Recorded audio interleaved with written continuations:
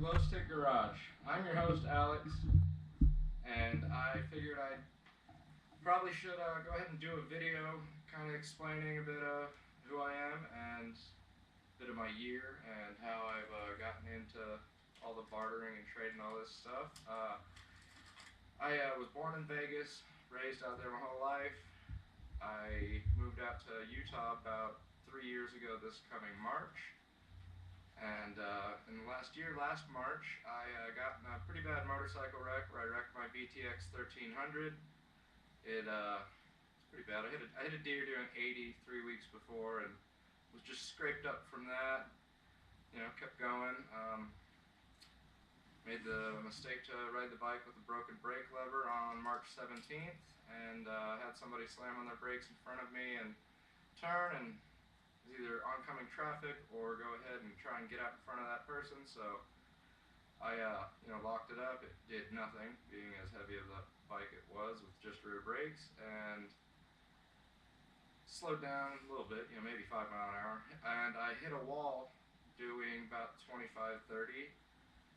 The bike was fine. My friend actually rode it home like the next day or whatever, but bike was also fine from when I hit the deer. That was pretty wild, just a little scraped up. But I shattered my left femur, got a rod with, I had 3 pins. I currently have 2 pins. I had one removed in July. I fractured my pelvis in 8 spots, and then I have a 3rd-degree burn on my right foot that was all the way down to the bone from the pipes. So that being said, wear all your gear.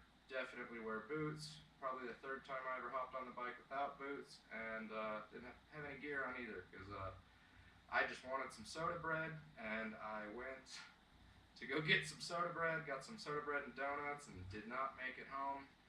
And by the grace of whatever angel I got watching over me, I didn't die. Head was about this close to the brick wall, and had my clothes cut off of me on the side of the road and whatnot, and then my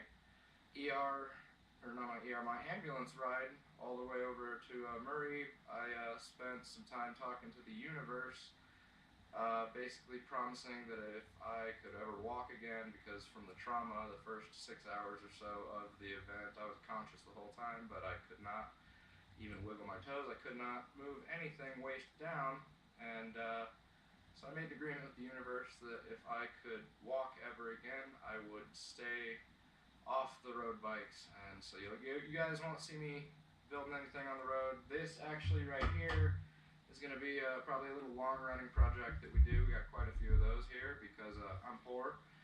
And yeah, this is going to be getting knobbies put on it. I'm going to try and see if I can swap it to 1000 suspension up front, a little bit bigger, beefier shocks, and valve them a little, or not valve them, like set them for my weight and just use some thinner fluid so it won't be as stiff, and go play it on some trails with it. But yeah, back to myself. I've been wrenching on stuff since I was a young kid. I started mowing lawns and whatnot, doing horse stalls so I could afford bicycle parts. Like 10 years old, my buddy, and yeah, been infatuated with motors and stuff all my life. I grew up in Las Vegas again, so I was a little desert rat. Spent most of my high school years in the desert just playing. And yeah, moved out here because I got a 5-year-old and I wanted him to have a better life growing up. And no offense to Las Vegas, but I did not want my child growing up doing the same things I did at all. So right here, I absolutely love it out here. I got lucky, and yeah, I've been out of work since March because of my wreck. I have a little part-time at a hardware store right now, but it's been all right. Just trying to get by. I've been pretty much selling all my valuables to get by, and got some help from my parents, thank God. So grateful there. Don't know what I'd be able to do without my parents, so love you mom, love you dad. And yeah, I'm no means a fabricator, but I am learning how to fabricate things, and that is a big part of what I'll be documenting. most strenuous, I guess, most important type of welding I've ever done is welded about 52 teeth on my flywheel on my 7.3 IDI about a month or two ago. They're actually still on there. Ironically enough, the welded teeth flywheel will be getting put on the new motor when I put it in, because again, big focus, doing everything cheap as possible. I'm a firm believer that you know, you can have some cool stuff and be poor. You just got to know how to be poor. And be so. Yeah, it's another thing as well. One of my mantras is it's not what it's worth, but it's what it's worth to the right person. So if you've got like a little project you're building, or you know, something you're trying to trade up for, and you're not having any luck, just be patient. And you know, as long as it's not an outrageous trade you're trying to do, even those sometimes work out. I've got quite a few of those outrageous trades that have worked out in my favor. But never hurts to ask. And if you ever run across me on Marketplace and I send you something that you find offensive as far as an offer goes, I mean no offense. I'm just trying to get mine.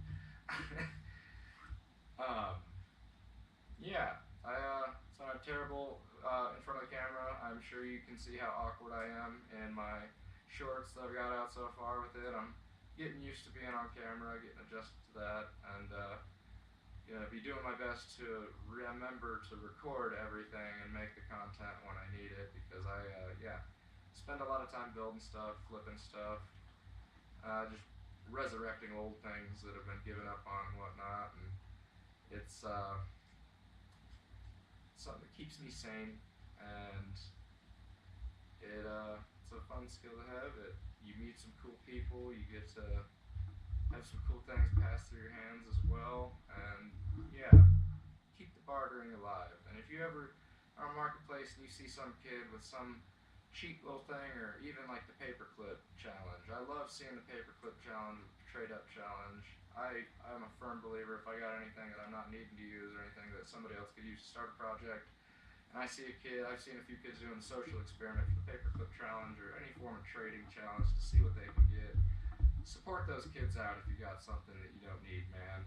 It's a good way to get somebody started on something that'll last them a lifetime. I'm a firm believer in a little bit of work and a little bit of luck and a bit of know-how. You can easily make something out of nothing.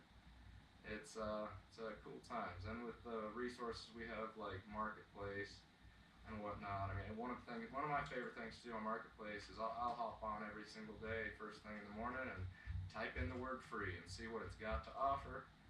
And you know, you do that enough, you start seeing the free stuff because of the algorithm as well. But it's a good little way to get into some cool projects and stuff. A lot of times people, you know, just don't have the space for it anymore, or gave up on it, or don't enjoy it anymore. So, you know, the people that are nice enough to just give projects out because they're in a position to, thank you all, because I wouldn't be able to do what I do without this. I picked up for that Kawasaki Bayou. I traded Justin from Rigs and Stranded. I'll plug his channel as well.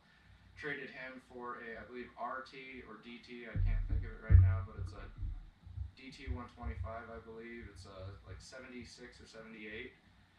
It's actually behind the camera right now because it started snowing yesterday, and I decided I wouldn't be able to do the boat because it looked like it was going to be the snow to stay. But it's of course beautiful out today. But got some stuff lined up inside, as you can see, so I can work in the warmth and comfort of my home, so I can actually get some footage going and get some content out to you guys.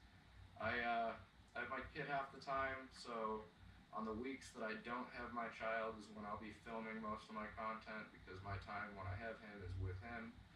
And you know, I'll do some stuff with him and whatnot. You guys will see him on the channel because he very much wants to be, and so you'll see him a bit, but not as much, because you know, I'll film stuff here and there when I've got him, but that's not my focus at all when I have him, unless it's a project for him or something. So there will be plenty of that stuff on the channel. But yeah, I'm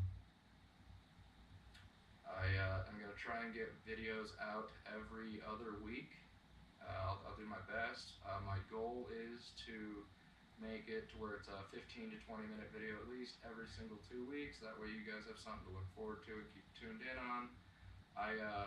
Still trying to figure out how I'm going to categorize them and how I'm gonna, how I'm gonna be able to make enough filler with the big projects that I can make large videos out of. Those are gonna be probably small part stuff, a lot of little time lapse, whatnot, and just little key points getting done throughout and then being compiled together from the week. I kind of try and get by with a little a day, and you can get progress. Big reason I'm starting the YouTube channel as well is because then I will have to hold myself accountable to continue working on my projects, because I'm real good at depression stacking lots of projects, and then I get overwhelmed and don't get to finish half of them and end up trading the others. But got quite a few that I'll never get rid of, such as the International and the LTD, and realistically the old IDI, Big Pookie, probably ain't going nowhere either because it's got a blown motor right now, so it ain't worth nothing. I've got a 7.3 IDI sitting in Las Vegas that I gotta go pick up here as soon as I can afford to get down there, and Pookie will be back to life then.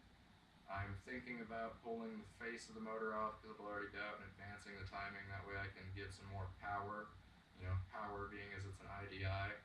But if I do advance the timing, the mechanical timing, I'd be able to, give her a little more fuel and have less smoke and actually have a little bit of a reaction. So might end up doing that. Not sure yet. That's a whole other story. There'll be probably a little collection of each vehicle is how I might end up doing it. That way there's videos based upon each series of vehicle.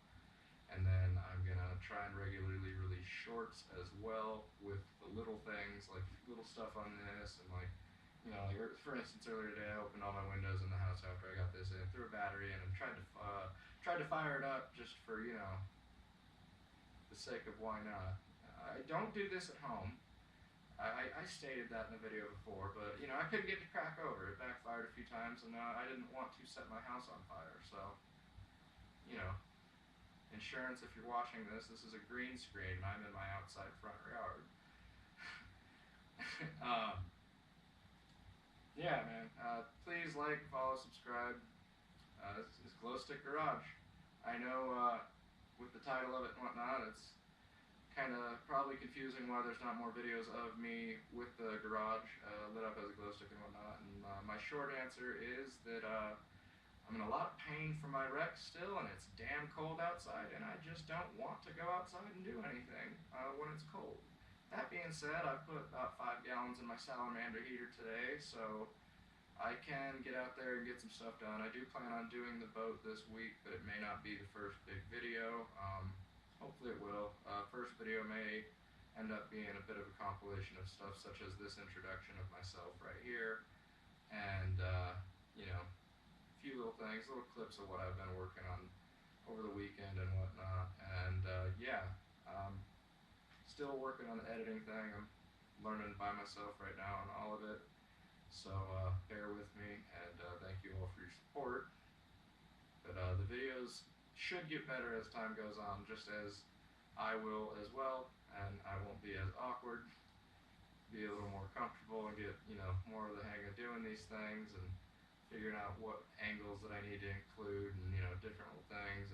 If you guys have any tips or comments or anything you think could help me out with my journey of trying to make this channel as good as possible for all my viewers and family and friends and everything, please feel free to comment or message me any input that you have. I'm a big fan of constructive criticism, and no one knows everything, and I definitely don't, especially not in this aspect, because I don't know damn.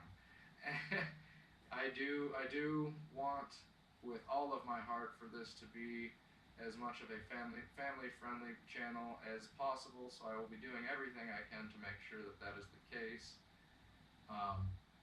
My son, absolutely, his favorite pastime is watching fabrication videos and stuff, such as like Grind Hard. Shout out to you guys. You guys are a big inspiration of mine. And, can't forget Vice Grip Garage or Zip Ties and Bias Plies, just a few of my favorites and whatnot. And yeah, got quite a few good people out here with channels as well. Please, if you haven't already, go ahead and check out my friend's channel.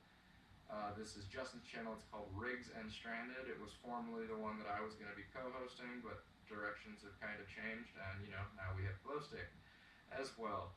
But got him, and then I also have a friend out here named Thomas. That is Team Rocket Garage. Go ahead and give him a follow as well. He's a good dude and does some cool stuff. I think I got everything I was wanting to cover in this, so until next time, everybody be safe, have a good night, and always remember, laugh.